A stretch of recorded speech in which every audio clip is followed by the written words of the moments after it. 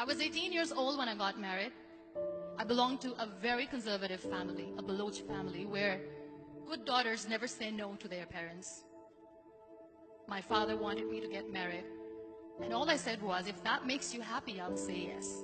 And of course, it was never a happy marriage. Just about after 2 years of getting married, about 9 years ago, I met a car accident. Somehow my husband fell asleep and the car fell in the ditch. He managed to jump out, saved himself. I'm happy for him. But I stayed inside the car and I sustained a lot of injuries. The list is a bit long. Radius ulna of my right arm were fractured. The wrist was fractured. Shoulder bone and collarbone were fractured. My whole rib cage got fractured. But that injury that changed me and my life completely was the spine injury. Many people came to rescue. They gave me CPR. They dragged me out of the car. And while they were dragging me out, I got the complete transection of my spinal cord. Those 2.5 months in the hospital were dreadful. I was at the verge of despair. One day, doctor came to me and he said, well, I heard that you wanted to be an artist, but you ended up being a housewife. I have a bad news for you. You won't be able to paint again. Next day, doctor came to me and said, your spine injury is so bad, you won't be able to walk again. I took a deep breath and I said, it's all right. Next day, doctor came to me and said, because of your spine injury and the fixation that you have in your back, you won't be able to give birth to a child again. That day, I was devastated. I started to question my existence. Why am I even alive? So what kept me going was, one day I asked my brothers, I know I have a deformed hand, but I'm tired of looking at these white walls in the hospital and wearing these white scrubs. Bring me some colors, bring me some small canvas. I want to paint.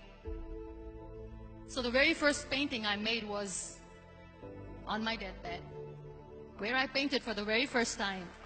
What an amazing therapy it was. Without uttering a single word, I could paint my heart out. I could share my story. People used to come and say, what lovely painting. So much color. Nobody could see the grief in it. Only I could. And that day I decided that I'm going to live life for myself. I am not going to be that perfect person for someone. I am just going to take this moment and I will make it perfect for myself. That I'm going to fight my fears. So I wrote down one by one all those fears. And I decided that I'm going to overcome these fears one at a time. You know what was my biggest fear? Divorce. But the day I decided that this is nothing but my fear, I liberated myself by setting him free. And I made myself emotionally so strong that the day I got the news that he's getting married, I sent him a text that I'm so happy for you and I wish you all the best. And he knows that I pray for him today. Number 2 was, I won't be able to be a mother again. And that was quite devastating for me. But then I realized there are so many children in the world, all they want is acceptance. So there is no point of crying, just go and adopt one. And that's what I did.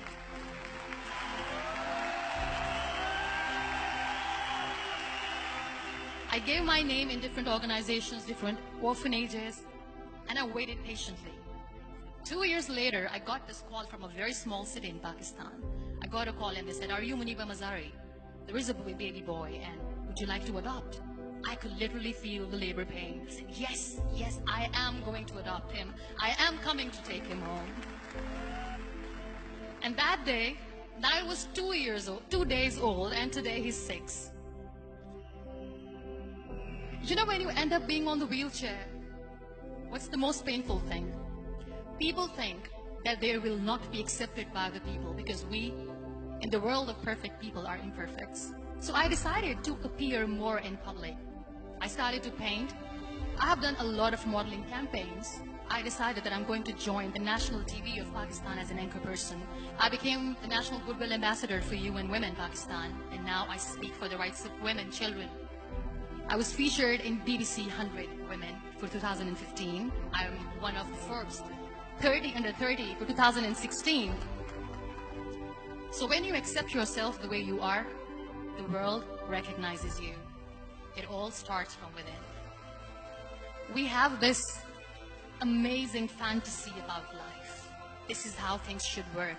This is my plan. It should go as per my plan. If that doesn't happen, we give up.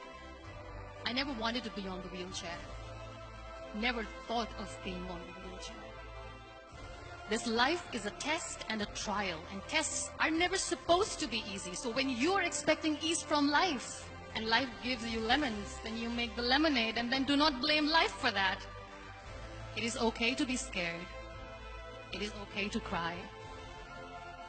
Everything is okay, but giving up should not be an option. They always say that failure is not an option.